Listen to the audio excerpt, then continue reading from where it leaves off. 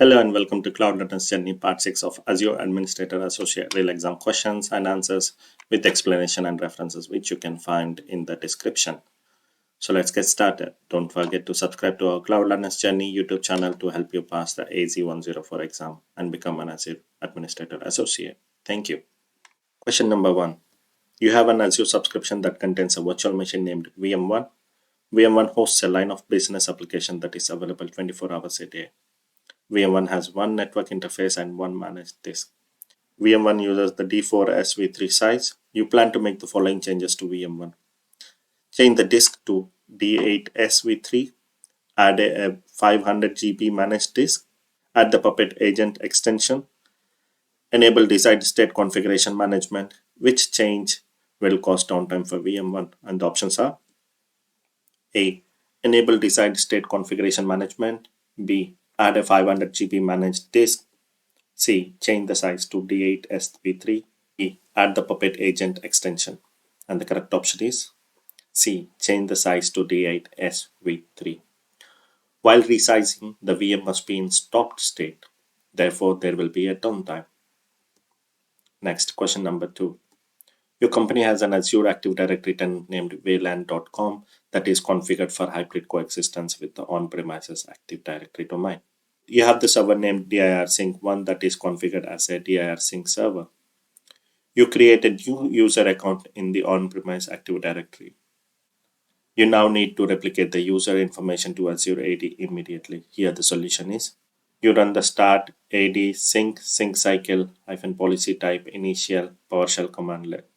Does the solution meet the goal? And the options are A. Yes, B. No. And the correct option is B. No.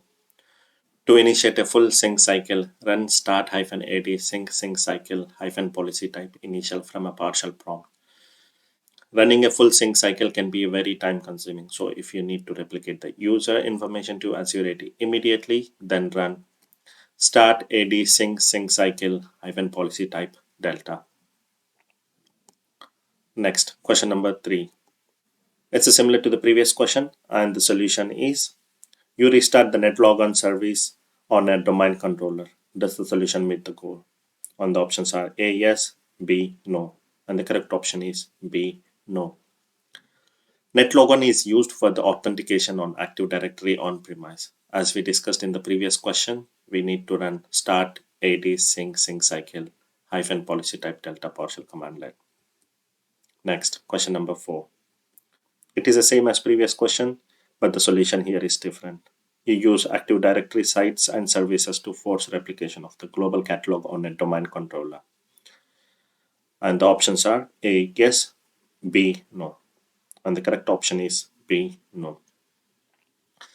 Same as previous question, we need to run start AD sync cycle -policy type delta PowerShell commandlet. Next, question number 5. You have an Azure subscription named subscription1 that contains a resource group named RG1. In RG1, you create an internal load balancer named LB1 and a public load balancer named LB2. You need to ensure that an administrator named admin1 can manage LB1 and LB2. The solution must follow the principle of least privilege. Which role should you assign to admin1 for each task? To answer, select the appropriate options in the answer area. Here the answer area.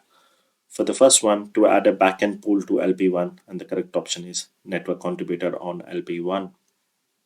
And for the second answer area, to add a health probe to LB2, and the correct option is network contributor on LB2.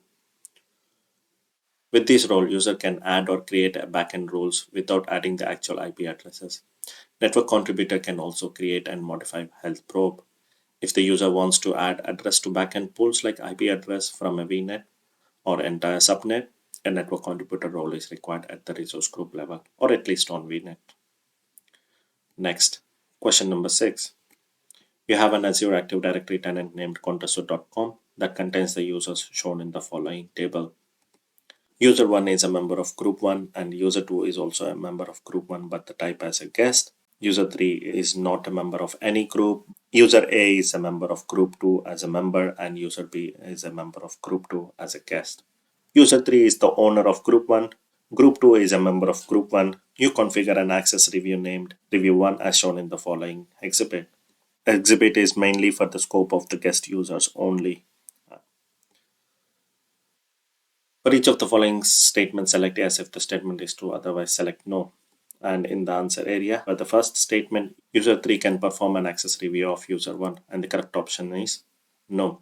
User 1 is a member and not a guest account. Access review specified guests only. Second statement, user 3 can perform an access review of user A, and the option is no. User 1 is a member and not a guest account. Access review specified guests only, similar to the first statement. And the third statement, user 3 can perform an access review of user B, and the option is no. In the access review results, only the guest accounts in group 1 appeared for review and not the guest accounts in group 2. Next, question number 7. You have an Azure subscription that contains several hundred virtual machines. You plan to create an Azure monitor action rule that triggers when a virtual machine uses more than 80% of processor resources for 5 minutes.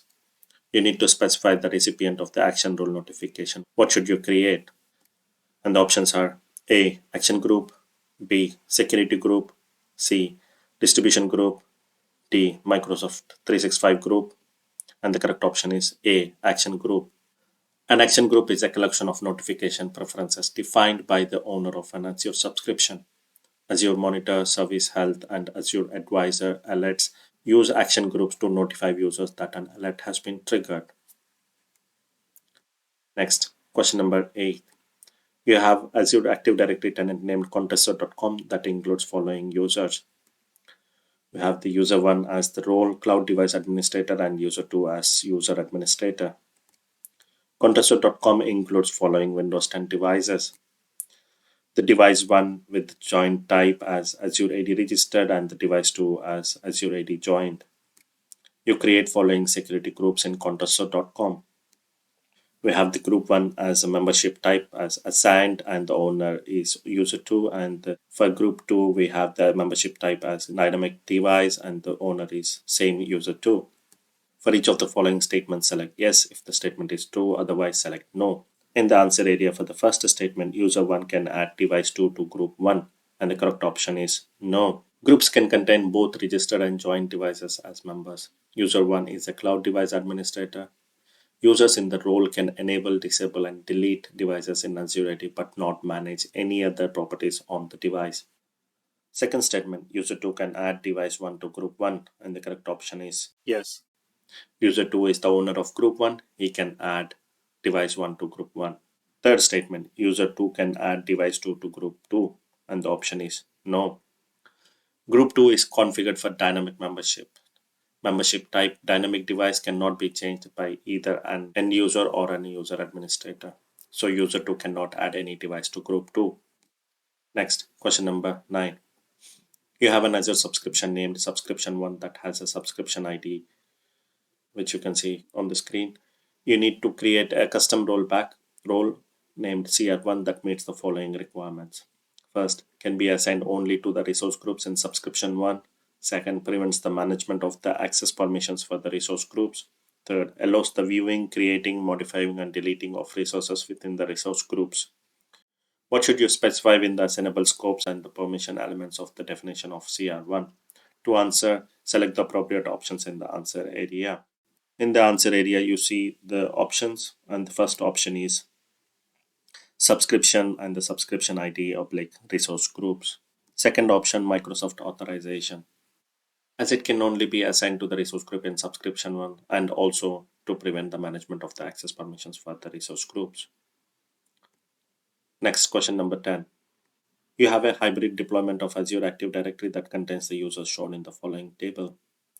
We have the user 1 as a member type and the source is from Azure AD. User 2 as a member type and the source is Windows Server Active Directory, and user 3 as a guest, source is from Microsoft account. You need to modify the job title and the usage location attributes for the users. For which users can you modify the attributes from Azure AD? To answer, select the appropriate options in the answer area. In the answer area for the job title, the first option is user 1 and user 3 only. You must use Windows Server Active Directory to update the identity, contact info, or job info for users whose source of authority is Windows Server Active Directory. And the second answer area, usage location, and the option is user 1, user 2, and user 3. Usage location is an Azure property that can only be modified from Azure AD. Also from all users, including Windows Server AD users synced via Azure AD Connect. Next, question number 11. You have an Azure subscription named Subscription 1 that contains a virtual network VNet 1. You add the users in the following table.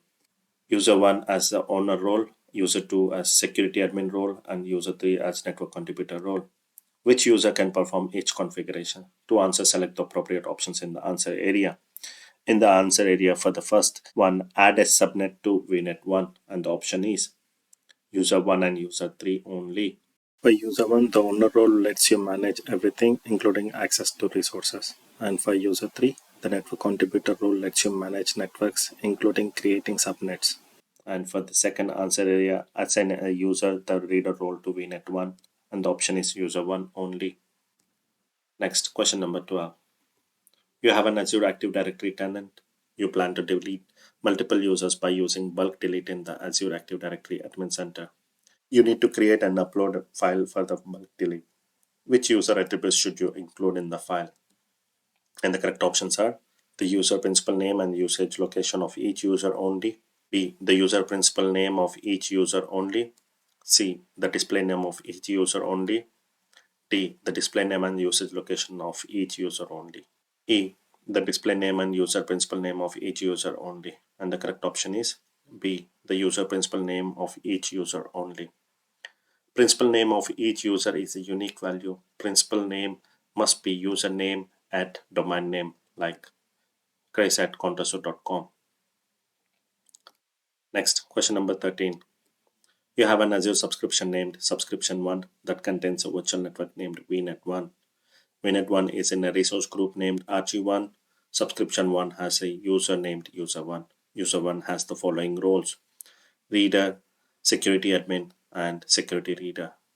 You need to ensure that user 1 can assign the reader role for VNet 1 to other users. What should you do? And the options are A, remove user from the security reader role for subscription 1.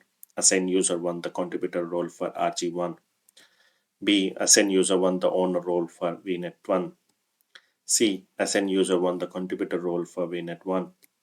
D, assign user 1 the network contributor role for VNet 1. And the correct option is B, assign user 1 the owner role for VNet 1. Owner role has full access to all resources, including the rights to delegate access to others. Next, question number 14. You have two Azure subscriptions named Sub1 and Sub2.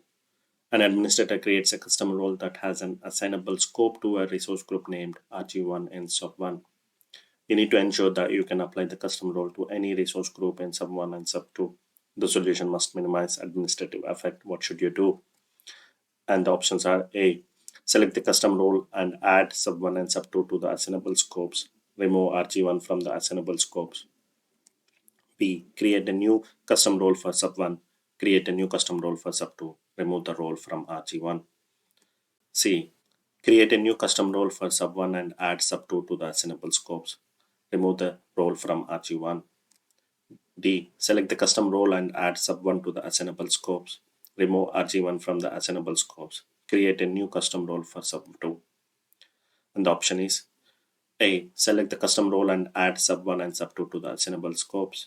Remove RG1 from the assignable scopes. Current custom role is only for RG1 and Sub1. To apply for any resource group in Sub1 and Sub2, assignable scope has to have both Sub1 and Sub2 and need to remove RG1 from the same assignable scope. Next, question number 15. You have an Azure subscription named Subscription 1 that contains an Azure Log Analytics workspace named Workspace 1. You need to view the error events from a table named Event. Which query should you run in Workspace 1? And the options are select star from event where event type equal to error. B, event pipeline search error. And you see the other options. And the correct answer is B, event pipeline search error. To search a term in a specific table, add the table name just after the search operator. Here we end with part 6. Thank you for watching part 6 of Azure Administrator Associate Real Exam Questions and Answers. We hope you found it informative and helpful. If you liked the video, please like, share, and subscribe to our channel and comment for more related topics. We look forward to continuing the journey with you in next videos. Thank you.